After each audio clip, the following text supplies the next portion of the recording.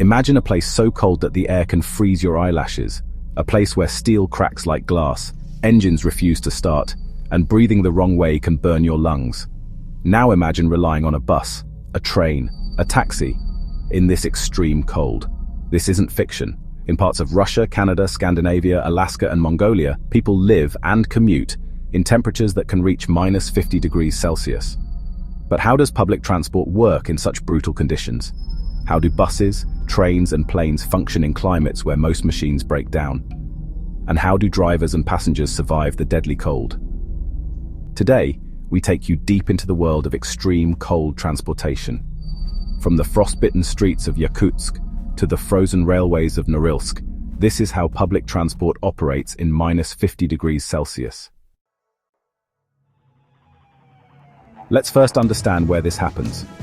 Welcome to Yakutsk, Russia, the coldest major city on Earth. Here, average winter temperatures hover between -40 and -50 degrees Celsius. Children walk to school in full reindeer fur. Car batteries are removed every night to avoid freezing. And yet, buses still run. In Norilsk, one of Russia's most isolated cities, the cold is joined by ferocious winds and whiteout conditions. It's so remote, there are no roads connecting it to the rest of the country. In Iqaluit, Nunavut, in northern Canada, public transport is crucial to daily life despite the frozen terrain. Even in Ulaanbaatar, Mongolia's capital, winters drop below -40 degrees for weeks on end. Across these places, transport is not a luxury, it's survival. People rely on it to get food, attend school, visit hospitals, and stay connected in near isolation. Now let's focus on buses, the most common form of public transport in freezing cities. A standard city bus would fail almost instantly at -50 degrees Celsius, so Arctic buses are specially winterized. Here's how they survive. Block heaters keep engines warm even when turned off. Fuel additives prevent diesel from turning into gel. Insulated engine compartments trap heat. Double-pane windows keep the cold out. Triple-layered door seals prevent freezing shut. Interior heaters often run non-stop, even when the bus is empty. Buses never cool down. In places like Yakutsk, engines are left running all day and night. Shutting off means risking total failure. Drivers wear heated gear and bring portable stoves. Passengers enter quickly, minimizing heat loss. Doors open and close rapidly. In extreme cold, routes are shortened to prevent vehicles from being stranded too far from a depot. Trains may seem better suited to cold, but even they struggle at -50 degrees Celsius. Steel tracks contract in the cold, creating gaps that can derail a train. Switches freeze, oil thickens, and air brake lines freeze solid. To prevent this, rail systems in cold climates use track heaters and hot air blowers at switches, electric coils embedded beneath key junctions, low-temperature lubricants for brakes and couplers, enclosed heated cabs for conductors and engineers, insulated undercarriages to protect moving parts. The Trans-Siberian Railway cuts through some of the coldest regions on Earth. Engineers monitor rail temperature, frost depth, and permafrost activity. In Alaska and Canada, rotary snowplow trains clear tracks before passengers can even board. In remote cities without subways or rail, taxis and marshrutkas, those shared vans, are, well, absolutely vital. In Norilsk, marshrutkas run almost non-stop. Engine failure is a serious risk, so they're never allowed to idle long or shut off. In Iqaluit and Yellowknife, shared snowmobiles, heated SUVs, and modified pickup trucks actually replace standard taxis. Their tires are Arctic grade. Their batteries are wrapped in thermal blankets. Interiors have additional heat vents aimed right at passengers' feet. Drivers often carry emergency supplies, blankets, thermal boots, and portable heaters. Why? Because honestly, a breakdown at -50 degrees Celsius could be deadly within 15 minutes.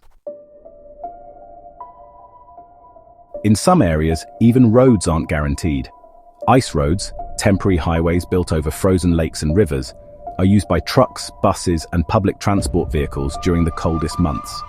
In northern Canada and Siberia, these roads form each winter when the ice is at least 70 to 100 centimeters thick. They provide critical access to isolated towns, but there's a catch. Drivers follow strict speed limits to prevent creating shockwaves that crack the ice. Weight limits are imposed depending on temperature and ice density. Vehicles must carry ice picks, heaters, and signaling beacons. Despite the risk, these roads are essential. They carry food, fuel, medicine, and people, until spring when the ice melts and they vanish.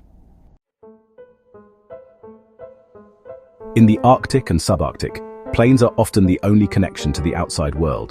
But at -50°C, aircraft maintenance becomes a life-or-death task. Planes must undergo rigorous de-icing, including spraying aircraft with heated glycol fluid, thawing fuel lines and control surfaces, and heating engines before startup. Checking instruments for ice microfracture is also really important. Runways are regularly cleared using specialized snowblowers and sometimes even heated from below. Smaller aircraft are preferred in some regions. They're easier to warm and less likely to suffer from fuel crystallization. Pilots carry emergency supplies, and every takeoff includes extensive cold weather checklists. At the heart of this cold, beating system are the people who make it work. Drivers, waking at 4 a.m. to warm up engines. Mechanics, working with frozen fingers to service brake lines. Conductors, maintaining radio contact through icy silence. Commuters, relying on these systems for school, work and survival. In Yakutsk, buses include heated floors. In Ulaanbaatar, stations have warming huts.